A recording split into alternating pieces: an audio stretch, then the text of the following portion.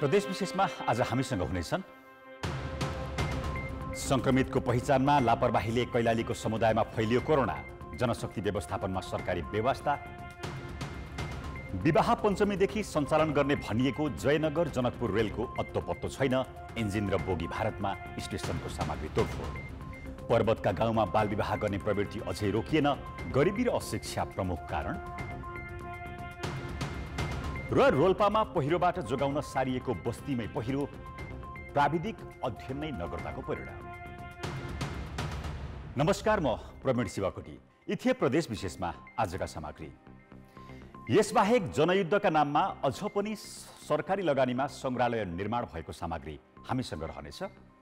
हेर्दै गर्नुहोस् प्रदेश विशेष समाचार समीक्षा र सन्देश।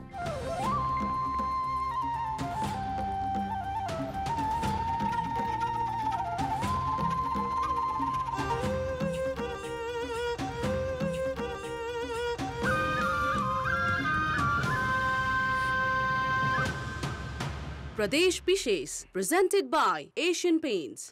पछिल्लो 24 घण्टामा 11,167 जनाको परीक्षण गर्दा 1,081 जनामा कोरोना संक्रमण पुष्टि भएको छ।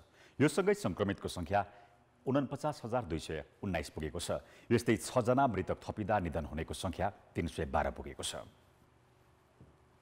स्वास्थ्य मन्त्रालयका अनुसार काठमाडौँमा 2, कास्की, बाँके, नवलपरासी र अर्घखाँचीका एक जनाको मृत्यु भएको हो। संक्रमण र मृत्यु संख्या बढिरहँदा सरकारले कोरोना कहरकै कारण मानसिक समस्या र आत्महत्याको दर बढेको प्रति चिन्ता व्यक्त गरेको छ।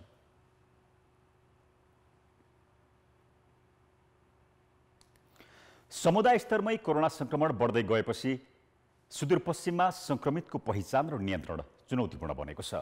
कन्ट्याक्ट ट्रेसिङ नै प्रभावकारी भएको छैन भने धेरैजसो स्थानमा जनशक्ति अभावले पनि समस्या देखिएको छ। यसले जोखिमलाई झनै बढाएको छ।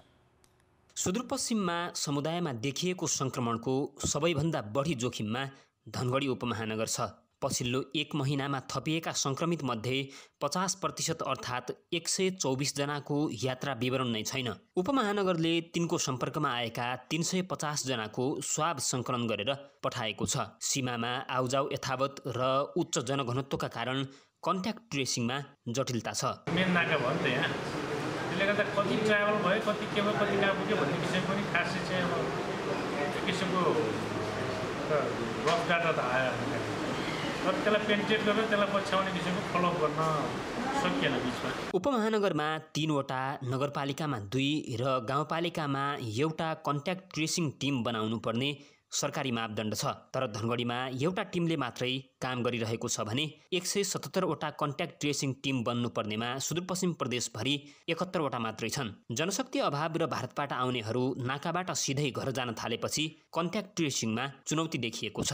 अहिले चाहिँ क्वारेन्टाइन नबसिकन धेरै मान्छेहरू चाहिँ घर गइरहेका छन्। अब उसले सीमा नाकादेखि लिएर आफ्नो घर पुग्दासम्म बाटोमा कतिजनालाई भेट्यो, कति ठाउँमा बास बस्यो, कति ठाउँमा खाना खायो अथवा अरू कामहरू गर्यो भन्न खोज्न निकै नै गाह्रो भइरहेको छ। हालसम्म 9 वटै जिल्लामा यात्रा विवरण नै नभएका संक्रमित संख्या 144 जना छ। समुदाय स्तरमै संक्रमण बढ्दै जाँदा यात्रा विवरण पहिचान र स्वास्थ्य जनशक्ति व्यवस्थापनमा सरकारी स्तरबाटै भइरहेको लापरवाही कोरोना नियन्त्रणका लागि बाधक बन्ने देखिन्छ। कान्तिपुर समाचारका लागि महेन्द्र बम, धनगढी, कैलाली। यात्रा विवरण नै नभएका संक्रमितका कारण समुदायमा भाइरसको जोखिम बढ्दो छ। जनशक्ति व्यवस्थापनमा सरकारी तवरबाटै प्रयास हुन आवश्यक देखिन्छ। 2 वर्ष अघि नै सञ्चालनमा आउने भनिएको जयनगर जनकपुर बर्दिवासको कुर्थासम्म रेल सेवा अझै सञ्चालनमा आएको छैन। बरु रेल सेवासँग भएको भौतिक सम्पत्ति संरक्षण हुन नसक्दा चोरी हुन थालेको छ। नेपाल र भारत सरकारबीच 11 वर्ष अघि भएको सम्झौता अनुसार 2 वर्ष अघि नै जयनगर जनकपुर कुर्था रेल सञ्चालन हुनु पर्थ्यो।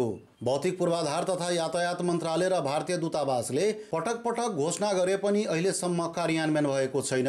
रेलका 2 वटा इन्जिन र बोगी खरिद भइसकेको हुनाले फेरि पनि यस वर्षको रामजानकी विवाह पञ्चमीदेखि रेल सेवा सञ्चालन हुने रेल विभागले दाबी गरेको छ।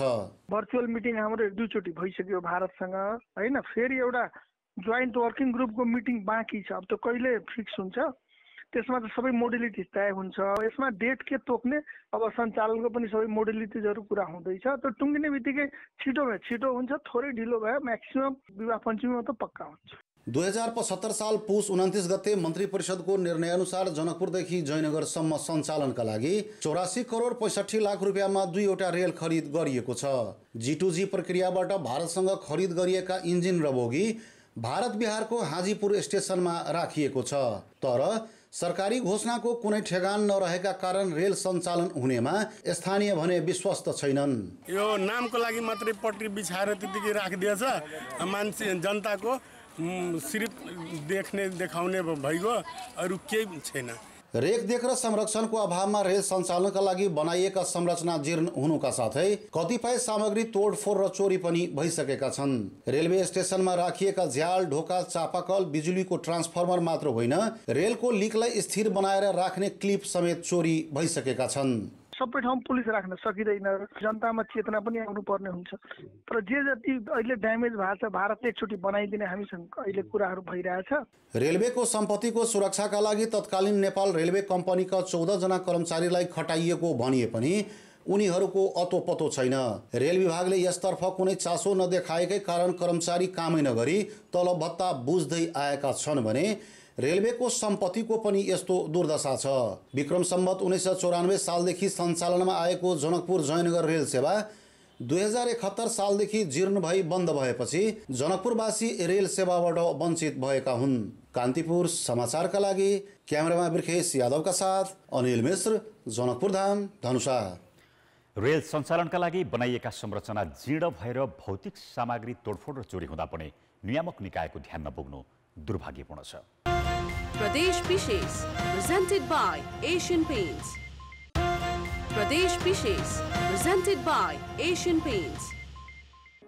ब्रेकपछि प्रदेश विशेषमा स्वागत छ।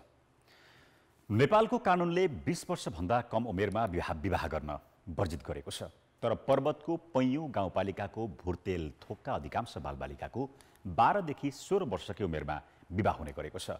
पढ्ने लेख्ने कलिलो उमेरमा हुने बाल विवाह रोक्नका लागि अहिलेसम्म कुनै निकायले पहल गरेको देखिँदैन। उनी हुन् निशा परियार। अहिले उनी 17 वर्षकी भइन्। उनको बिहे भएको 4 वर्ष भयो। 13 वर्षमै विवाह गरेकी निशाको 1 वर्षका छोरा छन्। परिवारका कारण बिहे के हो भन्ने नजान्दै बिहे भएको उनले सुनाइन्। सानैमा बाबा बित्नु भयो, अब मम्मी त्यस्तै, अनि त्यही भएर यिनीको गाउँ दाइ हुनुहुन्थ्यो, उहाँले बिहा गर्नु भन्नुभयो, अनि फेरि यिनी निशाको जस्तै पूजा परियारको कथा पनि उस्तै छ। पूजा अहिले 18 वर्ष पुगिन्। उनको काखमा पनि 2 वर्षकी छोरी छन्। 14 वर्षको उमेरमा बिहे गरेकी पूजालाई पनि बिहे के हो भन्ने नै थाहा थिएन। सानैमा बिहे गरेका कारण अहिले पूजाको परिवारसँग मेल छैन। त्यसैले उनी माइतीमा बस्दै आएकी छन्। अहिले माइत आएको त केही दुःख छैन, घरमा त्यही सासूको र बुढाको गर्न धेरै पिटाइ र सासूको भनाइ सुन्नु पर्थ्यो। निशा र पूजाको जस्तै पर्वतको पैयौं गाउँपालिका भुर्तेलथोक गाउँका अधिकांश बालबालिकाको 12 देखि 16 वर्षकै उमेरमा विवाह हुने गरेको छ। घरको आर्थिक अवस्था कमजोर हुनु, समाजमा पढ्नुपर्छ भनेर सिकाउने कोही नहुनु र सानै उमेरमा बिहे गर्दा आउने समस्याका बारेमा जानकारी नभएकै कारण भुर्तेलथोकका 80% बालिकाको 12 देखि 16 वर्षको उमेरमै विवाह हुँदै आएको छ। नेपालको कानुनले 20 वर्षभन्दा कम उमेरमा गरिने विवाहलाई वर्जित गरेको छ। तर यहाँ न सरकारको नजर पुगेको छ न त कुनै अधिकारकर्मीको। स्थानीय सरकार स्थापना भएको 3 वर्ष बितिसक्दा पनि भुर्तेलथोकमा रहेको बाल विवाहको समस्यालाई निर्मूल पार्न पैयौं गाउँपालिकाले कुनै पहल गरेको छैन। समाजमा व्याप्त अशिक्षा, बेरोजगारी, आर्थिक कमजोरी लगायत विविध खालका समस्याले गर्दाखेरि यी बाल विवाहहरू को अवस्था बढेको अवस्था छ। गाउँमा रहेका अधिकांश मानिस निरक्षर छन्। बालबच्चाको पालन पोषण, आर्थिक उपार्जनको पाटो, शिक्षा दीक्षा कुनै पनि पक्ष सबल छैन। अशिक्षाका कारण उनीहरूले राम्रो खालको काम गर्न सक्दैनन्। तर सामाजिक कुरीतिको उन्मूलन, सभ्य समाजको निर्माणसँगै सरकारले अवलम्बन गरेको सुखी नेपाली समृद्ध नेपालको नारालाई पर्वतको पैयौं गाउँपालिकाको यो अवस्थाले गिज्याइरहेको छ। कान्तिपुर समाचारका लागि निर्भीक नारायण भुर्तेल, पैयौं, पर्वत। बाल विवाह रोक्नका लागि के गर्नु पर्ला? तपाईको विचार हामीलाई हाम्रो ट्विटर ह्यान्डल @our_KTV मा मेन्सन गरी लेख्न सक्नुहुनेछ। रोल्पाको सुनछहरी गाउँपालिका 5 झन्की र फुलीवन गाउँ पहिरोको उच्च जोखिममा रहेको भन्दै प्रदेश 5 सरकारले 15 करोड खर्चिएर 40 घरलाई बाछेममा स्थानान्तरण गर्यो। तर बनाइएको 5 महिनामै नयाँ बस्तीको तल्लो र माथिल्लो भागको पहिरोले जग र आँगनमा धाँजा फाटेको छ। भौगोलिक तथा प्राविधिक अध्ययन बिनै बस्ती स्थानान्तरण गरिएकाले नयाँ स्थानमा पनि जोखिम उस्तै नै छ।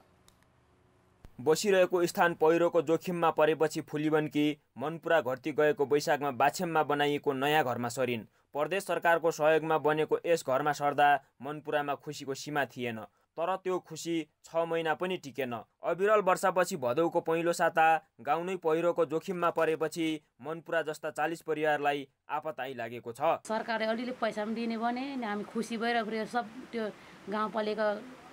गाउँपालिकाको मान्छेहरू सबले अध्यक्षहरूले त्यही सार अब सबै त्यो बाछेमतिर सर पनि हुन्छ, हामी पनि सर्छौँ भनेर हामी मैले 1 लाख जग्गा किनेर घर गराउँ। अब त्यो पनि बट्कीको अब बस्ने कहाँ हो, अब हामी चिन्तितमा छौँ। बाछेमलाई बीचमा पारेर माथिल्लो गाउँ लैजान मनपरी बाटो खनेपछि पहिरोको जोखिम आइलागेको हो। गाउँको तल र माथि दुवै भागबाट पहिरो खस्न थालेपछि स्थानीय त्रसित छन्। बस्ती स्थानान्तरणका लागि प्रदेश सरकारले घर बनाउन प्रति परिवार 3,50,000 रुपियाँ सहयोग गरेको थियो। यो पैसाले नपुगेर धेरैले आफूले पनि खर्च लगाएका छन्। हिजो राति त त्यहाँ सुतेको डरले हैरान, रातभरि पानी परेर। झन्की गाउँ एकीकृत बस्ती विस्तार कार्यक्रमका लागि प्रदेश 5 सरकारले 15 करोड बजेट विनियोजन गरेको थियो। यो बजेट मार्फत झन्की र फुलिवन गाउँका 40 घरलाई बाछेम गाउँमा सारिएको थियो भने बाछेम गाउँमा सडक, खानेपानी, सामुदायिक भवन, बिजुली बत्ती, विद्यालय निर्माण जस्ता पूर्वाधार पनि निर्माण गरिएको थियो। ठोस अध्ययन र योजना बिना सरकारले हचुवाका भरमा बस्ती निर्माण गरेकाले सङ्कट आइलागेको छ। विशेष गरी माडी, रोल्पा नगरपालिका र परिवर्तन गाउँपालिका र गङ्गादेकमा अलिक बढी नै विपदका घटनाहरू घटेको अवस्था छ। तथापि त्यसबाट मानवीय क्षति चाहिँ भएको छैन। पशु चौपायाको क्षति भएको छ र घरहरू चाहिँ भत्किएको अवस्था छ। यता रोल्पा नगरपालिका 8 जङकोटका 43 परिवार पहिरो पीडित राहत र सुरक्षित ठाउँमा बस्ती स्थानान्तरणको माग गर्दै सदरमुकाम धाइरहेका छन्। झन्की, फुलिवन, जङकोट गाउँ जस्तै रोल्पाका 3 दर्जन गाउँ पहिरोको उच्च जोखिममा रहेको सरकारी तथ्याङ्क छ। उपरी माथि थुपरी भने झैँ हचुवा सरकारी योजनाले जोखिमबाट मुक्ति त कता हो कता झनै खतरामा हाल्ने काम भएको छ। कान्तिपुर समाचारका लागि पहलमान घरती, रोल्पा। कुनै अध्ययन र योजना बिनै हचुवाका भरमा बस्ती निर्माण गरिँदा यो सङ्कट आइलागेको हो। अबको समस्या समाधानतर्फ सोचेर काम गरौँ। प्रदेश विशेष presented by Asian Paints. प्रदेश विशेष presented by Asian Paints. प्रदेश विशेष आजका लागि यति नै। प्रदेश समाचारहरूको साथमा भोलि फेरि आउनेछौँ। नमस्ते।